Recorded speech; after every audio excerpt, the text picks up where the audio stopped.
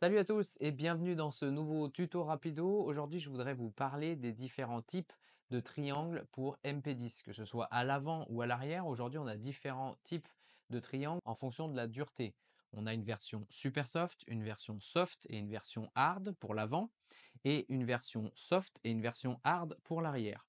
Personnellement, ce que je vous conseille, c'est d'utiliser toujours les triangles les plus durs possibles. Alors, super soft, évidemment, sont les plus mous, ensuite soft et ensuite hard. Plus on va monter en dureté, plus on va avoir des triangles qui sont chargés en fibres, qui seront donc plus rigides et qui vont apporter plus de précision à la voiture. Ce qu'on recherche en général, c'est que quand on veut que la voiture elle amortisse le mieux possible, on va faire en sorte que ce soit la suspension qui absorbe les trous de la piste ou les bosses par exemple, mais pas les éléments de la suspension. Donc quand je parle de la suspension, je parle des amortisseurs, des pneus avec leurs inserts et du réglage global de la voiture. Mais pour moi, la suspension et les éléments de suspension comme les triangles, les chapes, les tirants ne doivent pas vraiment amortir les contraintes de la piste parce qu'ils vont vous le rendre à un moment. On imagine par exemple qu'un triangle très mou va absorber une certaine flexion, une certaine tension, et ensuite va rendre cette énergie et va la rendre de manière complètement inattendue. Si on est sur une piste bosselée, par exemple, vous avez un triangle qui est très mou, vous allez avoir le sentiment d'avoir une voiture qui absorbe énormément les ondulations de la piste. Le problème, c'est que de temps en temps, vous allez avoir un mouvement dans un sens ou dans l'autre ou en l'air parce que vous avez cet effet de ressort de la matière qui va vous jeter la voiture en l'air. C'est pour ça que je vous conseille dans tous les cas au maximum du temps de rouler avec les triangles les plus durs possibles et ensuite de faire évoluer les autres réglages de votre voiture pour générer de l'amortissement, c'est-à-dire ramollir en ressort, changer les pistons, l'huile, etc. mais pour améliorer l'amortissement de la voiture, mais pas par ces éléments mécaniques de suspension.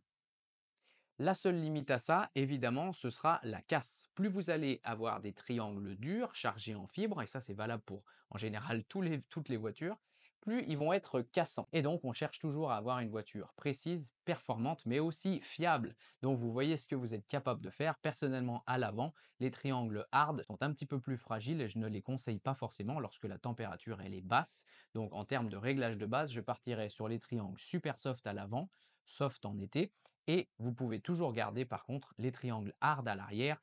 En général, on ne vient pas casser un triangle à l'arrière à moins que on ait un très gros choc. Et maintenant, une fois que vous les avez sortis du sachet, j'ai eu plusieurs fois la question, ils sont marqués sur la grappe sur les triangles Kyosho, mais on ne sait pas les repérer. Et bien aujourd'hui, regardez, j'ai une méthode pour les repérer, c'est très simple, il va falloir les peser. Plus votre triangle va être lourd, plus il va être chargé en fibres et donc plus il sera dur. Il sera donc facile de mesurer quel sera dans vos mains le triangle le plus souple ou le plus dur. Donc comme je vous l'ai dit, le meilleur moyen, ça va être de vérifier par le poids entre ces différents types de triangles.